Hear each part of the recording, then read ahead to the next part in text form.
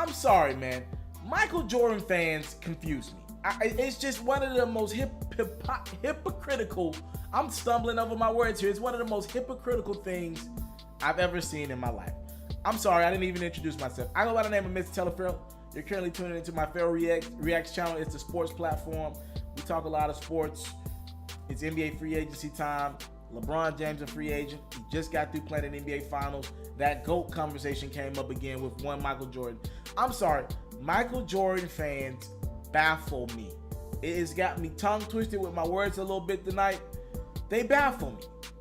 So, this growing hypocrisy about LeBron James in the NBA Finals has literally, I'm confused. So, yes, if you want to tell me straight up and down, LeBron's not your GOAT because the amount of rings Michael Jordan has is 6 in comparison to LeBron James' 3 that he has currently in his career, I'm fine with that. If that's that's your criteria, it's all about championships with you, I ain't hating on that. I'm not mad at that. But to continue to use this criteria, I'm so sick of hearing LeBron ain't the GOAT because he's what, 3-5 in the NBA Finals, 3-5, 3-6, whatever in the NBA Finals.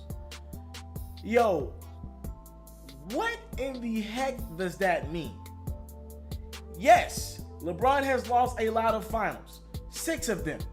You do realize the reason why he's lost that amount of finals because no matter what, he puts his team in position to compete for a championship pretty much his entire career.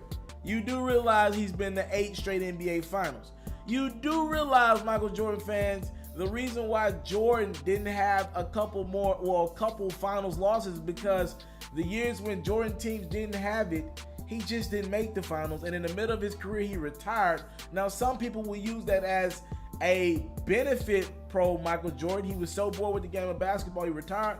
I'm not going to refute that. But to say that LeBron James should get criticized because he loses on the grand stage of them all, right? Look at the Cleveland Cavalier team he took to the finals this year. Had no business being in the finals against the Golden State Warriors. They lost in 4 games. For me to say I'm going to criticize LeBron James' legacy for being the last team to lose to the NBA champions is absolutely ridiculous to me. You know who deserves some blame for this NBA season? Other guys who never get blamed because they're not the last loss of the NBA season. A la Damian Lillard. He was very disappointing in the NBA playoffs this year.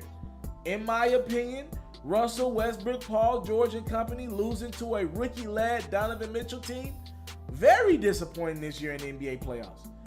Chris Paul not being available for your team, and I know it was an injury thing for Game 6 and Game 7 for your Houston Rockets team, who had a chance to make it to the NBA Finals, and maybe they be the NBA champions right now. You not being available for your team, that's a disappointment for me. Kyrie Irving, you're not available for your team, who was in a Game 7 situation with LeBron James on your home court with a chance to make the NBA Finals. That's disappointing to me. To say LeBron was a disappointment when he knocked down 2 buzzer beaters, he took a team that had no business being in that position to the finals. They should have lost to Indiana in the first round. They swept the number 1 seed in the Eastern Conference, Toronto Raptors. They literally snuck past the Boston Celtics, found a way to get to the NBA Finals, and they had the Golden State Warriors defeated in Game 1, if not for a bonehead J.R. Smith play. Come on, bro. To now criticize LeBron because he always gets to the big dance is ridiculous to me. You do know there were a lot of years of Mike losing in the first round, something that LeBron James just doesn't do, by the way. He doesn't lose in the first round. Heck, he pretty much doesn't lose in any other round outside of the NBA Finals. Now, the one spot I won't give LeBron a pass, 2011 Dallas Mavericks, I can't make sense out of that. I'll give you that one. But every other year in the NBA Finals, a lot of times being the underdog, coming back from down 3-1. In 2007, literally took Zydrunas Ilgauskas and some junk to the NBA Finals against the San Antonio Spurs in the prime of their career. Yes, Michael Jordan and Kobe Bryant never did that because they would never have gotten those type teams to the finals. Could you imagine Kobe Bryant getting his 2006 Los Angeles Lakers team to the NBA Finals with Smush Parker and Kwame Brown.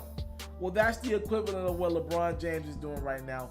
And I think we should be commending the brother, not literally trying to ish on his legacy, because he gets to the big dance and loses. At least he's getting to the big dance and putting his team in a position to win a championship, or at least trying his best. We live in a world where we're mad at people for giving the ultimate effort. So you would have rather LeBron James lost in the first round to the Indiana Pacers. You would have rather him lose in the conference finals to the Boston Celtics. No, I'm not going to issue on somebody's legacy because they want to be in the big dance and they're trying to win every game possible in the season. I'm sorry. Sue me.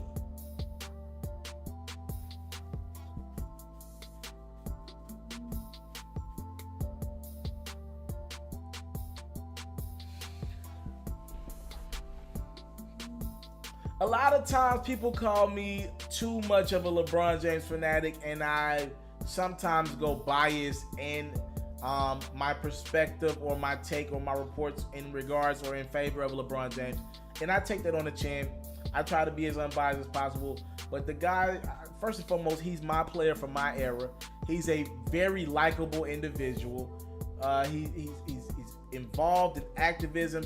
I just like LeBron, man. I just really like what the brother stands for. And I want to see him be the greatest of all time. He's probably a better human being than Michael Jordan ever was, right? So in regards to that, one thing always gets brought up where I don't defend LeBron like people think I would, right?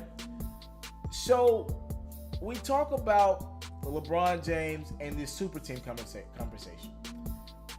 I believe in my heart of hearts, the only super team in the NBA is the Golden State Warriors.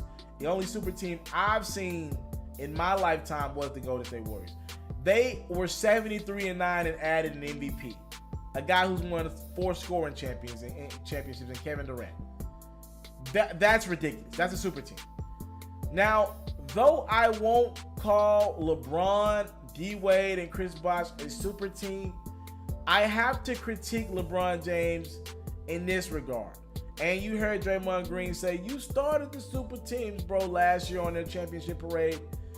I won't call what LeBron James did a super team. They joined the Miami Heat team that was not good. Dwayne Wade looked like he was on his last legs, even though he was supposed to be in the quote-unquote prime of his career. Chris Bosh, one of the best power forwards in the game, right? But, again, people say, yo, you joined a super team, LeBron. I'll say this about Draymond and give him and anybody that defends the fact that LeBron joined a very talented D-Wade and Chris Bosh, right, in 2010. I'll give them this point. Intent has to matter. In my opinion, though I don't call the Miami Heat a super team, or I didn't call them that a super team, I think the intent was to let's get together and destroy the league. And for that, I think he had super team on his mind. And in comparison to every other team in the NBA back in 2010, 2011, that Miami Heat team was by far the most talented team. So in my mind, I will give Draymond Green this type credit. Yes, in LeBron James' mind, he was trying to put together a team that nobody would even have a chance of beating. And in that regards, there is some super team elements to it. And that's why sometimes I can't do anything but look at LeBron and what he's dealing with going against Kevin Durant and the Golden State Warriors and be like, yo, you kind of brought this on yourself. He did create this window for player mobility. It's been great for the NBA. It's been great for ratings. But at the same time, I can't stand up for you as Kevin Durant shoots all over you when you planted this seed in players' heads that, yo, I need to team up with somebody to get it done. Not saying you had a super team, but you definitely planted this seed in guys like Kevin Durant's head. Yo, it's going to take more than one all-star to get it done. Yo, we can figure this out. I can join another guy, get on the phone with him. We can be teammates even though we were rivals. And Kevin Durant outsmarted LeBron James and did it much better. He went and joined the team. You can call it a sucker move all you want. At the end of the day, Kevin Durant's a 2-time NBA champion and a 2-time Finals MVP after making this decision. Look, Kevin Durant followed behind LeBron James' footsteps. It's just he was a better student. The student learned from the teacher and taught the class better than the teacher could ever do it. It's the reality of the situation.